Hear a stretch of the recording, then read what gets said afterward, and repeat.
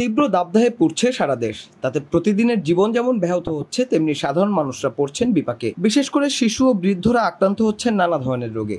তাই দাবদাহের এই সময়ে কিছু নিয়ম মেনে চলার তাগিদ দিয়েছেন চিকিৎসকরা। সেই সাথে পুষ্টিবিদরাও মনে করেন তীব্র এই গরমে মানুষের খাদ্যাভ্যাসেও কিছু নিয়ম মেনে চললে অসুস্থতা সহ নানা জটিলতা এড়ানো সম্ভব। চলুন জেনে নিই দাবদাহ প্রবল থাকলে কি কি খাবার খাওয়া উচিত আর কি কি এড়িয়ে যাওয়া দরকার। অসহনীয় এই গরমে দেহে পানি শূন্যতা তৈরি হয়, তাই গরমের সময়টাতে প্রচুর পানি পান করা উচিত। পূর্ণবয়স্ক একজন পুরুষের দিনে 3 থেকে 3.5 লিটার সুপেয় পানি পান করা উচিত। নারীর দিনে অন্তত 2.5 থেকে 3 লিটার। তবে কিডনি রোগীদের অবশ্যই ডাক্তারের সঙ্গে পরামর্শ করে পানির পরিমাণ নির্ধারণ করতে হবে। এছাড়া গরমে লেবু বা ফলের শরবত খাওয়া খুবই উপকারী। ডাবের পানীয় খুব দারুণ কার্যকর। এসব পানীয় খুব সহজেই শরীরের পানির চাহিদা পূরণের পাশাপাশি প্রয়োজনীয় খনিজ লবণের চাহিদাও পূরণ করে।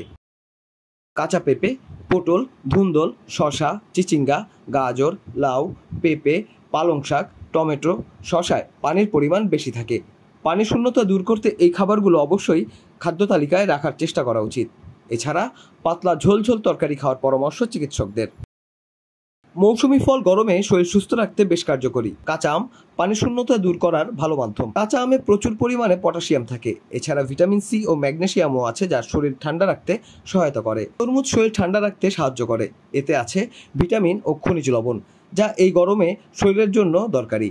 এছাড়াও বিভিন্ন ফলের রস যেমন আখের রস, বেলের শরবত, লেবুর শরবত, পুদিনার শরবত কিংবা জিরা পানি শরীর ঠান্ডা রাখতে সহায়তা করে।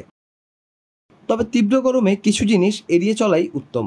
খাবারে অতিরিক্ত মশলার ব্যবহার না করাই ভালো। অধিক ঝাল, বাইরের খোলা শরবত, হোটেলের ভাজা পোড়া না খাওয়ার পরামর্শ বিশেষজ্ঞদের। আবার গরমে অতিষ্ঠ হয়ে আমরা অনেকেই কার্বোনেটেড বেভারেজ খেয়ে থাকি, সেটিও পরিহার করার মত চিকিৎসক ও পুষ্টিবিদদের। এই পানীয়গুলো শরীরকে সাময়িক চাঙ্গা করলেও কোনো পুষ্টিগুণ নেই, বরং শরীরকে আরও ক্ষতিগ্রস্ত করে।